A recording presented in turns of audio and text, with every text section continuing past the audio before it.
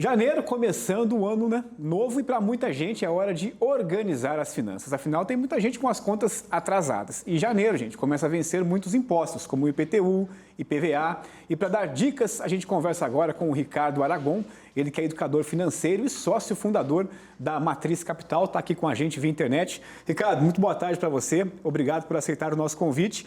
Para quem começou o ano então com as contas atrasadas, cheque especial, aquela coisa toda, como se organizar? Ok, muito obrigado, Renato e Letícia, né? Motivo de grande orgulho falar sobre essa pauta.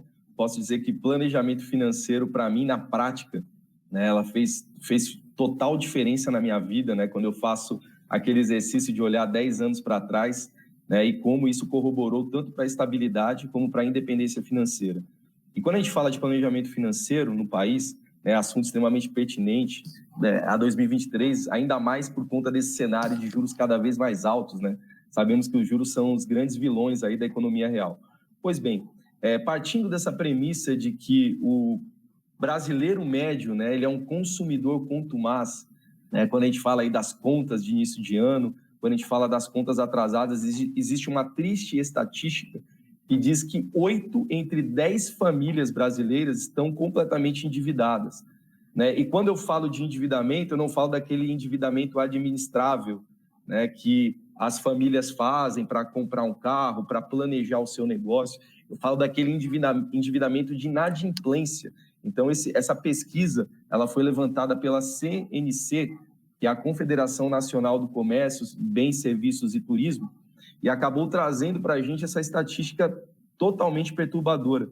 Então, parece que hoje está na cultura do brasileiro esse consumo desenfreado, né? Esse consumo pelo consumo. Além de produtos e serviços, né, o brasileiro ele consome tempo, consome saúde, consome dinheiro, né, muitas vezes para mostrar um status de vida irreal, né, mostrar uma aparência que não condiz com a realidade. E tudo isso ela é vilã, acaba sendo vilão, né, acaba sendo um dificultador, né, do planejamento financeiro. Tá? Então, para falar sobre planejamento financeiro, é preciso, né, tem um método que eu elaborei, né, nós da Matriz Capital elaboramos, que chama-se recompensa. É um método bem didático aí para o brasileiro, para que ele possa estar organizando não só as suas contas, mas toda a sua vida, né, tudo aquilo que diz respeito a um planejamento de futuro, né, um planejamento aí financeiro. Tá? E esse método recompensa, ele começa aí com a sílaba RE, né, re de renda. Né? Então, o brasileiro hoje ele precisa ter renda, ele precisa, para organizar, né, toda a sua vida financeira, é necessário que se tenha renda. E hoje é muito difundido na mídia a famosa renda passiva, né, muito difundida por youtubers, muito difundida por influencers, né, e isso acaba sendo um grande perigo, né, porque quando a gente fala de consumo, né, o brasileiro também, muitas vezes, ele quer consumir produtos de investimentos, no sentido de querer ficar rico da noite para o dia. Né? Isso acaba sendo perigoso porque muitas vezes o brasileiro acaba pulando o processo, né? Pulando métodos. E também na busca por enriquecer acaba se endividando cada vez mais. Né? Então, como é que eu posso criar, como é que eu posso gerar essa renda que eu chamo ativa? Tá? Então, a renda ativa é necessário que para que o brasileiro hoje ele possa investir com tranquilidade, que ele tem um patamar de renda, né? Não dá simplesmente para pensar que pegando qualquer valor e investindo por um tempo, eu vou ter, né, o suficiente para gerar essa renda passiva. O que seria a renda passiva? A renda passiva seria o dinheiro trabalhando para mim, né? O meu colchão ali de recursos trabalhando para gerar uma renda para mim todos os meses. Mas para que eu chegue na renda passiva, é necessário que eu tenha condições, né, de ter ali um colchão pelo menos mínimo. E o que nós chamamos de colchão mínimo hoje, tá, para um investidor? Né, o que seria um colchão mínimo hoje em torno de R$3.000. Né? Com R$3.000, né, o investidor ele poderia hoje, sim, disponibilizar 20% dos seus recursos, tá, para investir. Mas, de repente, há quem diga, né? Mas quem é que vai separar 20% hoje da remuneração, do salário para investimento, né, diante dessa realidade que nós temos, né, de dívidas e tal? O que eu quero dizer é que esse método recompensa ele pode ser feito todo em paralelo. né? A renda ela pode ser produzida, né, também com, vamos dizer, com esse estudo de quitação da dívida no tempo, né? Isso pode ser feito de forma paralela. Ricardo, eu não sei boa se eu posso tarde. Deixa até... Só te interromper um minuto. Gostaria que você explicasse, por exemplo, para quem está em casa, de repente, que não sabe, não conhece esse método que você está explicando para a gente, dá para fazer um planejamento financeiro sozinho? Tem alguma, assim, uma coisa simples mesmo, para que as pessoas possam, de repente, já conseguir fazer um controle? Letícia, isso é muito básico, tá? É por isso que eu trouxe, porque como a maioria esmagadora dos brasileiros, eu não vim de berço de ouro, já estive na estatística dos endividados e esse dispositivo ele acabou mudando, né, totalmente a minha vida. Isso é muito básico. Então, primeiro, né, eu preciso alcançar essa renda, tá? Essa renda de R$3.000. Ah, Ricardo, poxa, falar de renda de R$3.000, olha a realidade dos brasileiros. Estou falando de um pouco mais de 2 salários mínimos, tá? É algo extremamente factível, tá, para o brasileiro trabalhador hoje.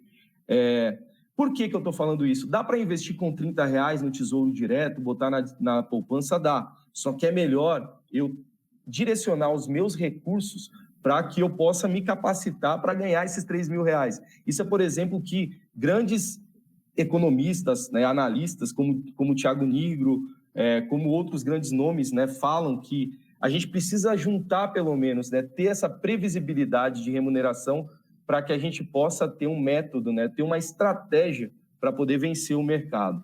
Tá? Com R$3.000, investindo R$600 todos os meses, olha só, R$600 todos os meses, depois de 30 anos, né, tendo uma rentabilidade factível hoje, né, que seria de 10% no nosso... A gente sempre usa 10%, né, os economistas, como um balizador, né, de rentabilidade de longo prazo. Depois de 30 anos, o brasileiro teria acumulado 1,2 milhão, né, R$1.200.000. Isso proporcionaria uma renda de R$9 a R$10.000 de uma forma vitalícia, né, numa renda passiva. Então, assim, são números, é colocar na ponta do lápis e fazer esses cálculos. Né? Então, dá sim, né, tá? O brasileiro médio, o brasileiro comum, ele pode chegar nesses números sim, é extremamente factível. O problema é que nós não temos essa cultura no Brasil de investir. Né? Nós consumimos produtos de investimentos querendo, né, alcançar a riqueza da noite para o dia. Criptomoedas, ações, mercado futuro. Né? E muitos brasileiros acabam, pirâmides financeiras, né, acabam quebrando nessa, vamos dizer, nessa falta, né, de método e de disciplina. Né? Então, o RE seria essa renda, né, o RE. O C da recompensa seria o custo de vida.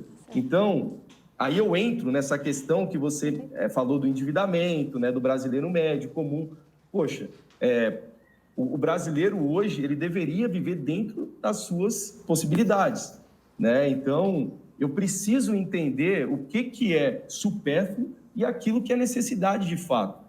Né? Então, o que acontece hoje é que muitas vezes o brasileiro ele compra carro, ele se endivida em longo prazo para adquirir um imóvel, né, gastando mais de 40%, 50% do que ele recebe da sua renda hoje. Então, é necessário que, poxa, início de ano, né, a gente sempre, nessa passagem de um ano para o outro, nós sempre fazemos resoluções nas nossas vidas.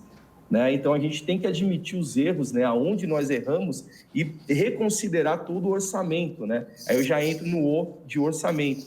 Né? Então, se até hoje você ainda não fez uma planilha de orçamentos sobre aquilo que entra e aquilo que sai, agora é a hora de fazer. Né? Para que, através desse orçamento, eu consiga equalizar essa equação aí do custo de vida. Ricardo, infelizmente a gente não tem mais tempo aqui no jornal, essa pequena aula que você está dando para a gente aqui. Já agradeço a você pelas essas dicas todas aí, realmente. Obrigado pela participação.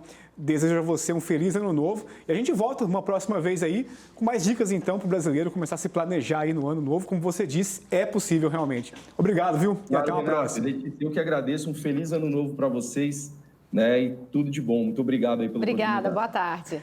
Até mais, Ricardo.